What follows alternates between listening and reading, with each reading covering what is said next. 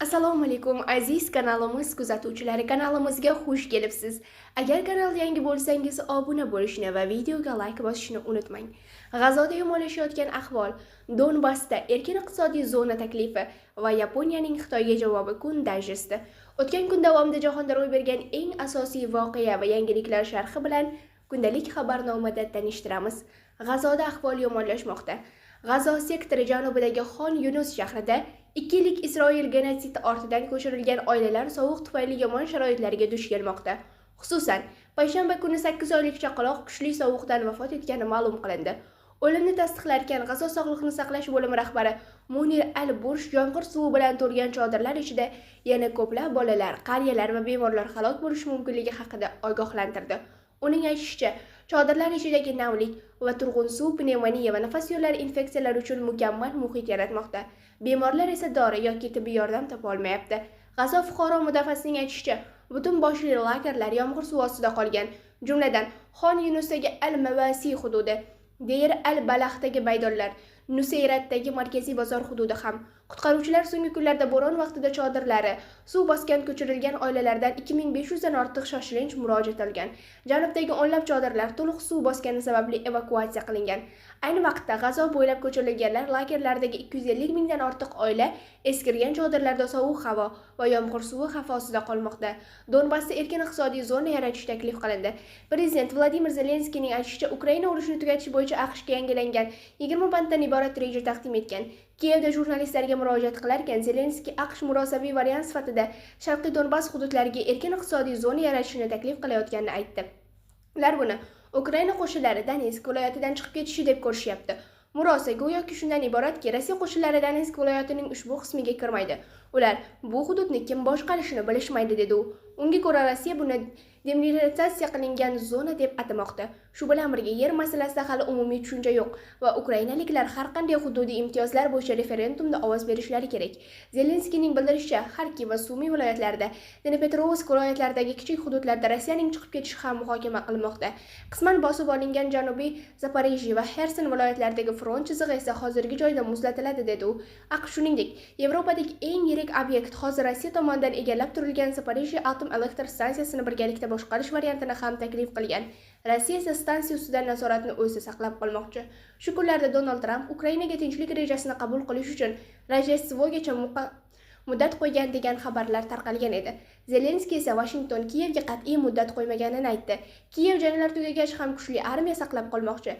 Zelenskiyning aytishicha, so'nggi loyihada armiya soni 800 ming deb belgilangan. Yaponiya va AQShning javob parvozlari.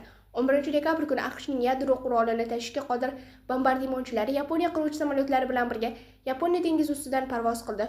Bu harakat Xitoy va Rossiyaning Yaponiya va Janubiy Koreya atrofida o'tkazgan mashqlardan so'ng kuch namoyishi bo'ldi.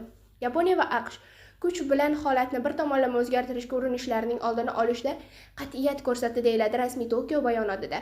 Mashg'ulotda AQShning 2 ta B-52 strategik bombardimonchisi, yaponlarning 3 ta F-35 qiruvchisi va 3 ta F-15 qiruvchilari qatnashgan. Yaponiya ham Janubiy Koreya ham o'z hududiga AQSh kuchlarini joylashtirgan. Xususan, Yaponiyada AQShning xorijdagi eng yirik harbiy kontingenti bor. Biroq AQSh rasmiysi bombardimonchilar parvozi ahamiyatini kamaytirib, ularning Xitoy-Rossiya mashqlaridan ancha oldin rejalashtirilganini aytdi.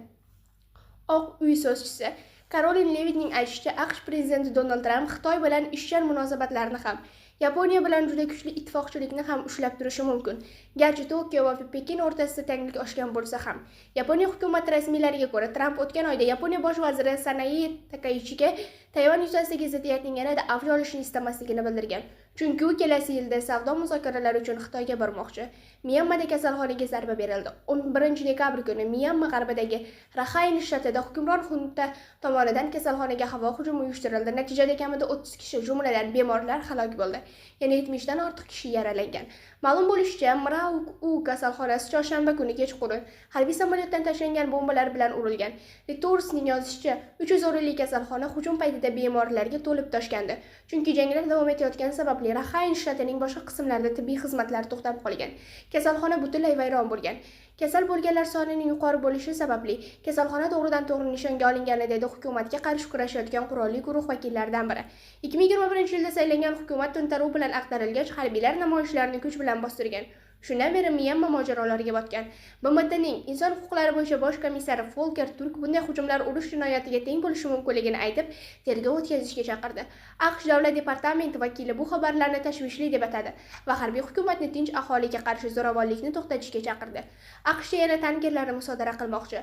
AQSh ushbu hafta bir tanker musodara qilinganidan so'ng yana Venesuela neftini tashiyotgan kemalarni to'xtatishga tayyorlanmoqda. Reuters ma'lumotlariga ko'ra, so'nggi harakatlardan keyin ko'plab kompaniyalar Venesuela suvlaridan rejalashtirilgan chiqishlarni qayta ko'rib chiqmoqchi. Oq uy so'zchisi Karolin Levitdan Tramp ma'muriyati yana kema musodara qilishni rejalashtiryaptimi deb so'rashganda, u kelajakdagi harakatlar haqida gapirmasligini aytdi. Biroq AQSh sanksiya siyosatini davom ettirishini qo'shimcha qildi. Levitning aytishicha, musodara qilingan kema AQSh portiga olib kelinishi kutilmoqda. U yerda hukumat neft yukini rasmiy huquqiy jarayon orqali musodara qiladi. Manbalardan birining aytishicha, AQSh sanksiya ostidagi tankerlarning yana bir ro'yxatini tuzgan. Ular musodara qilinishi mumkin bo'lgan kemalar hisoblanadi. Venesuela neft eksportining kamayishi yoki to'xtashi Maduroning asosiy daromad manbaiga bosimini yanada kuchaytirdi.